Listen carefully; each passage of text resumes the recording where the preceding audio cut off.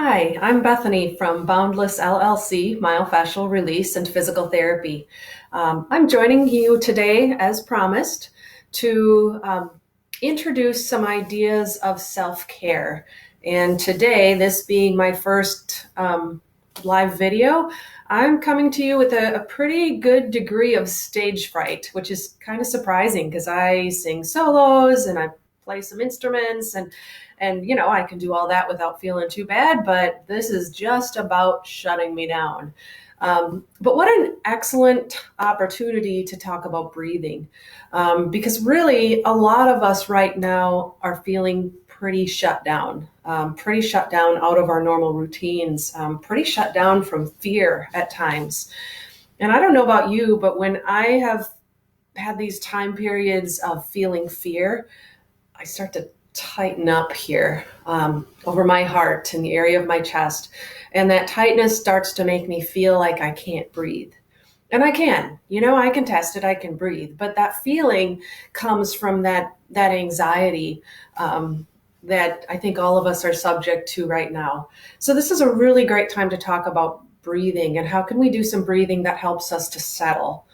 And then how can we do some breathing that helps us to soften? And that's going to be a really key concept when we get further into some of the myofascial release work, when I'm going to use terms like breathe into it and soften around the ball. And can you soften that area of tightness and pain?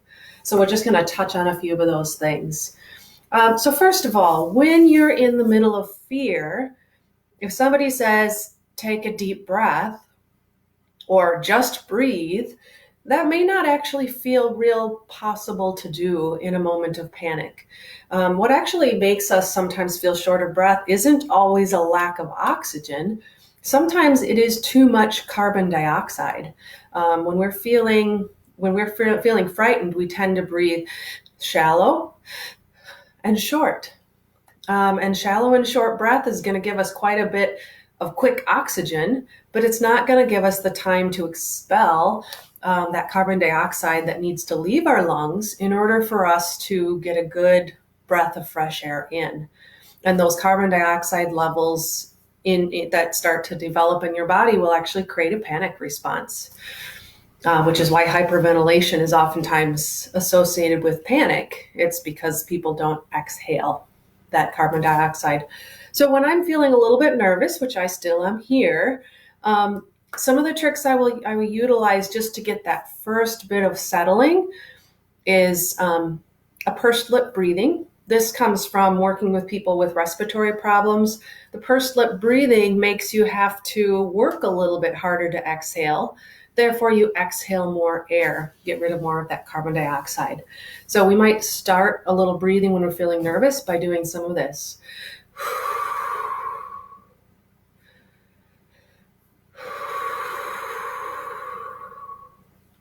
And just doing a few breaths where you purse your lips can result in already starting to feel a little bit calmer, a little bit more in control of your breathing. I will actually occasionally add in a little step before that. My little step actually kind of resembles kids when they cry, right? Kids when they cry, they get to the stage where they go, and believe it or not, crying really will do a lot to settle a person down once you get through it. That little stage, sometimes I will do a couple of breaths like that. I'll just making sure it's a nice long exhale just to settle everything down. Again, not a whole lot of those. That'll kind of throw you out of rhythm, but a little bit here and there will really help settle things. All right, so those were kind of my quick little get the body to settle down points. Let's talk then a little bit about how we use breathing to settle. So once we get our breathing a little bit more relaxed, so that we're not feeling quite so clenched, then the next step is see if you can find a spot to put your hands either at the bottom of your rib cage or it can just sit a little bit lower on your belly. And go ahead and do this with me. I want you to take a nice breath in. Feel how your belly rises with that. And on your exhale, feel how your belly falls. So again, we're feeling that inhale of air, that exhale of air. The inhale, actually, when we inhale air, it is associated with a little bit of an excitatory response in our nervous system. So when we inhale air, we get a little bit more tension. We get, hopefully, if you are in good health, you'll actually get a little increase in your heart rate with your inhale. Your exhale is associated with a softening of the abdominal and breathing muscles, but in general, a softening of the body and a little bit of a down regulation of the nervous system that in a healthy person will result in a lowering of the heart rate by just a little bit. So actually, in a healthy individual, every single breath brings their heart a little faster and a little slower, and a little faster and a little slower. That's called heart rate variability. And it's actually associated with good good heart health, and with good health and good nervous system health in general. And so that's something that doing some good relaxation breathing can help to promote that little heart rate variability, which is a good healthful thing for your body to have. So again, a couple more breaths. And I want you to feel how every time you breathe in, how there's just a little increased sense of tension. And every time you breathe out, then you get that little bit of sense of softening. So I'm just going to do a couple of breaths here.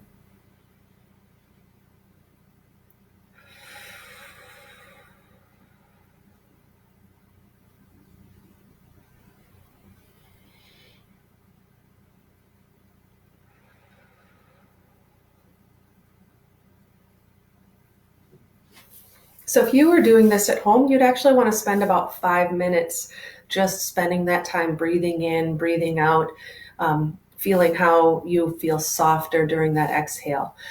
You can actually work with that breathing then and give yourself a sense of breathing into certain areas of your body.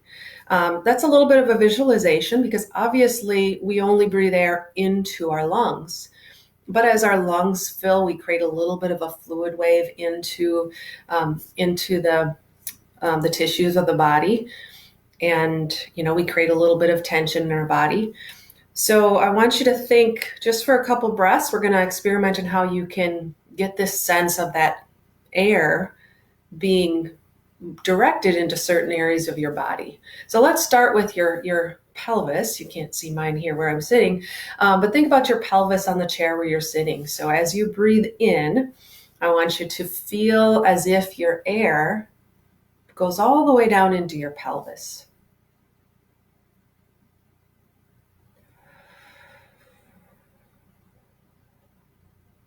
So during that breath in, feel that sense of filling and tension that goes down into the pelvis. And as you breathe out, feel as if you're sinking down into the seat that you're sitting on. So one more breath like that. And soften as you exhale.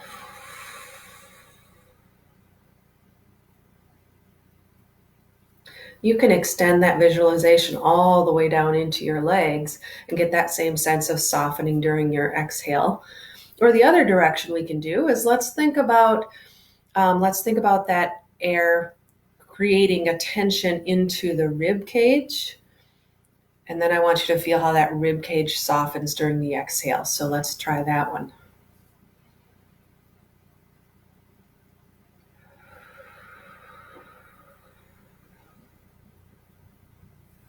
Now let's see, as you breathe in, can you let your rib cage soften to begin with? So as that air fills, it feels like the rib cage is easily able to fill and then soften as you exhale again. So nice, easy fill.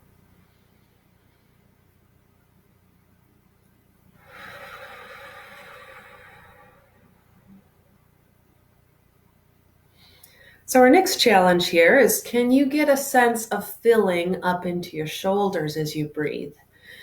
This typically will require a longer breath so that you get a nice full feel of your breath, a full fill of your lungs until it fills all the way to the upper part of your chest. So let's go ahead and give that a try.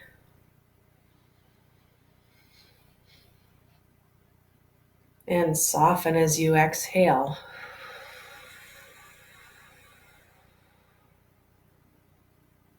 Some of us honestly do too much tensing here as we breathe. And yet we can still do a little bit of work where we breathe into that area until we become aware of how much tension we hold there. And that softening into your exhale helps you become more aware of that pressure and that tension so that you actually do learn to start to soften areas. Okay. So that's where I'm going to end for today. Hopefully that gives you a few different ideas to play with throughout the day, especially if you notice yourself becoming tense or anxious. That's a great time to try some of these breathing techniques. I'm just going to touch on, because I maybe should have later. Generally, when we do some breathing, I want for most of your breath to feel like it's coming from down here in the abdomen. If you're somebody who does this kind of upper chest breathing, if it's possible for you, see if we can let that breath originate more down here in the belly. Our diaphragm muscle that sits here in the rib cage is really our most strong and efficient breathing muscle. And if we're using that muscle, it's going to be a lot more effective.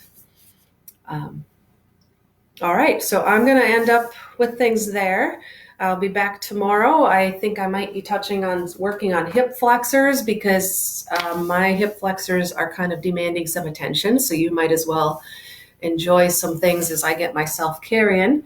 And I will certainly be using some reference to your breath and being able to soften around the ball. We'll be doing some work with that. So I will look forward to hopefully having some connection with you guys tomorrow.